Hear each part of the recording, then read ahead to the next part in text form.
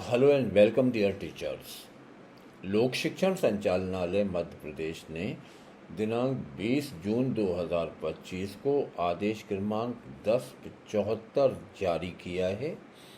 ये एक बहुत महत्वपूर्ण आदेश है जो आयुक्त महोदय लोक शिक्षण द्वारा जारी किया गया है और बहुत दिनों बाद हम एक ऐसे आदेश पे बात कर रहे हैं जिसमें वो जो इंग्लिश प्रोवर्ब है, रीड बिटवीन द लाइन्स, वो लागू होती है।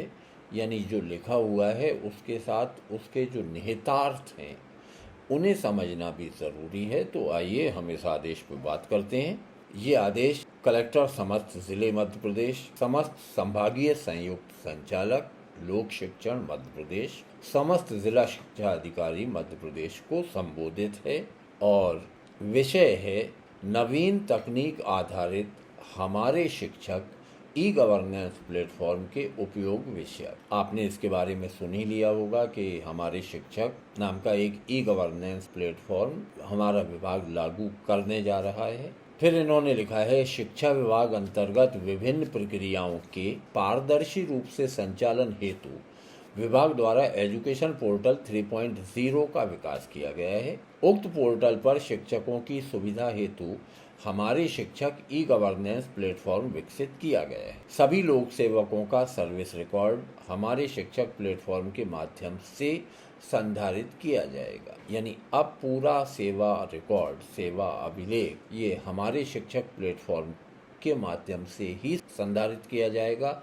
ये एक बहुत इम्पोर्टेंट बात है। हमारे शिक्षक पर शिक्षकों को कई सुविधाएं चरणबद्ध रूप से उपलब्ध कराई जाएंगी। नंबर 2, हमारे शिक्षक प्रणाली का क्रियान्वयन परीक्षण यानी ट्रायल के रूप में दिनांक 23 से 30 जून 2025 तक की समय अवधि में किया जाएगा। पहले इसे ट्रायल करने जा रहे हैं 23 जून से 30 जून तक। तत्पश्चात विभिन्न जिलों में संचालित ई अटेंडेंस प्रणाली को अधिक्रमित करते हुए दिनांक 1 जुलाई 2025 से इस प्रणाली का वास्तविक क्रियान्वयन प्रारंभ होगा। यहाँ बहुत इम्पोर्टेंट बात यह है कि 23 से 30 जून तक इसका ट्रायल किया जाना है और 1 जुलाई से जो पुराना ई अटेंडेंस सिस्टम था उसे अधिक्रमित करते हुए आपकी अटेंडेंस हमारे शिक्षक प्लेटफॉर्म के माध्यम से ही लगेगी।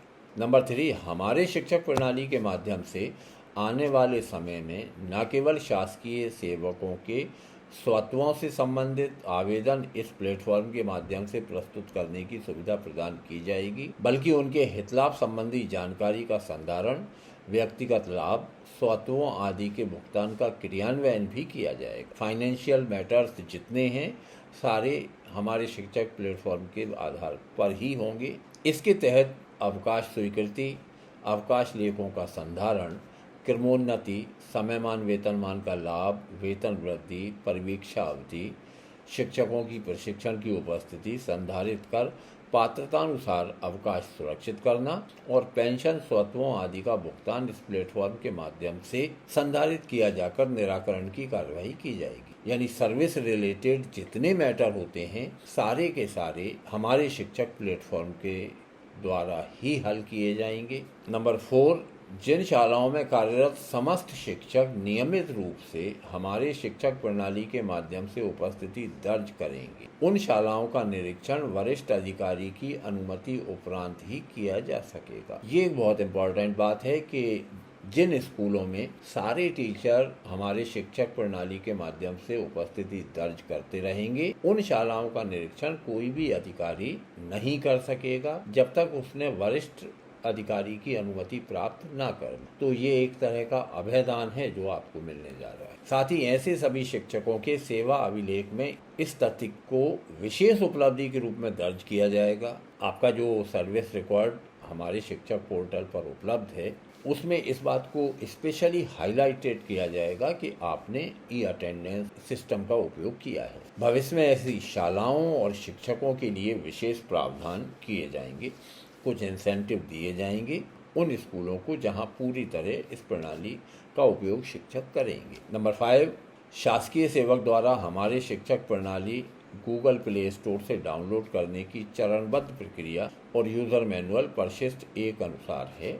ये यूज़र मैनुअल हम शेयर कर देंगे। नंबर 6, हमारे शिक्षक प्रणाली के क्रियान्वयन संबंधी निर्देश। 1, सभी शिक्षक कंडिका 1 अनुसार कार्रवाई के पश्चात 23 जून 2025 से हमारे शिक्षक प्लेटफॉर्म पर अपनी उपस्थिति और अवकाश की जानकारी दर्ज करें। ट्रायल के दौरान ही 23 जून से सभी शिक्षकों को अपनी उपस्थिति और अवकाश की सूचना हमारे शिक्षक प्लेटफॉर्म पर देना है। शिक्षकगण प्रशिक्षण इत्यादि में उपस्थित रहने की स्थिति में इस प्लेटफॉर्म पर अपनी उपस्थिति दर्ज करें। यदि आप कहीं ट्रेनिंग में जाते हैं, कहीं ऑन ड्यूटी जाते हैं, तो भी इसी पर आपको उपस्थिति दर्ज करना है। दूसरा और बहुत इम्पॉर्टेंट पॉइंट जो है वो ये है कि शिक्षकों द्वारा प्रतिदिन शाला या संस्था प्रारंभ होने के निर्धारित समय की 1 घंटे तक उपस्थिति दर्ज की जाएगी। शाला संचालन का जो समय आपने दर्ज किया है,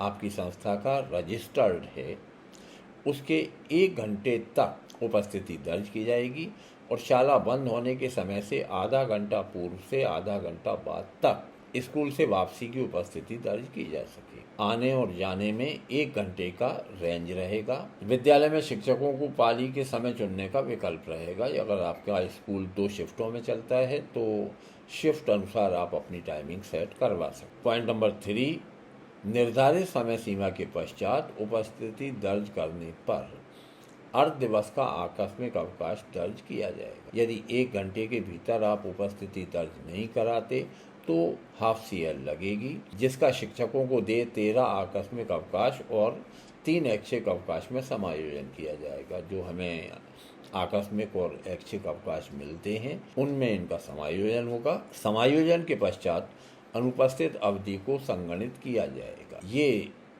बेहद ध्यान देने वाली बात है कि जब आपकी 13 CL पूरी हो जाएंगी तो फिर पात्रता अनुसार जो स्थिति आपकी बनेगी उसके अनुसार गणना की जाएगी। नंबर 7, संबंधित जिला शिक्षा अधिकारी यह सुनिश्चित करेंगे कि उनके जिले के समस्त लोक सेवक ऑन बोर्ड होकर शाला संस्था में हमारे शिक्षक प्रणाली पर अवकाश उपस्थिति दर्ज किया जाना सुनिश्चित करें। DO को ये जिम्मेदारी दी गई है कि वे ये देखें कि सारे शिक्षक हमारे शिक्षक प्रणाली को पर ऑन बोर्ड हो गए हैं और उन्होंने अवकाश और उपस्थिति लगाना प्रारंभ कर दिया है।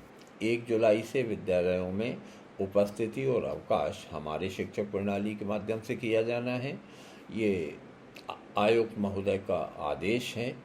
इसकी प्रति सभी लोगों को दी गई है। 4 नंबर विशेष रूप से देख लें, कोषालय अधिकारी को भी इसकी प्रति दी है। विकासखंड शिक्षा अधिकारी जो आरण अधिकारी होते हैं उन्हें भी दिया कुछ। तो सभी शिक्षक साथियों से अनुरोध है कि हमारे शिक्षक ई-गवर्नेंस प्लेटफॉर्म पर पंजीयन करें, पर अपने यूनिक ID और पासवर्ड से लॉगिन करें, अपने विद्यालय का समय सेट करें और लोकेशन सेट करें और 23 जून से 30 जून तक ट्रायल में हिस्सा लें ताकि व्यावहारिक रूप से आने वाली कठिनाइयों का अंदाज़ा लग सके। यदि कोई बड़ी कठिनाई आती है तो feel free to comment in the comment box. आप कमेंट बॉक्स में वो समस्या बता सकते हैं और 1 जुलाई से हम आशा करते हैं कि ये प्रणाली सुचारू रूप से लागू हो जाएगी। Thank you for being with me.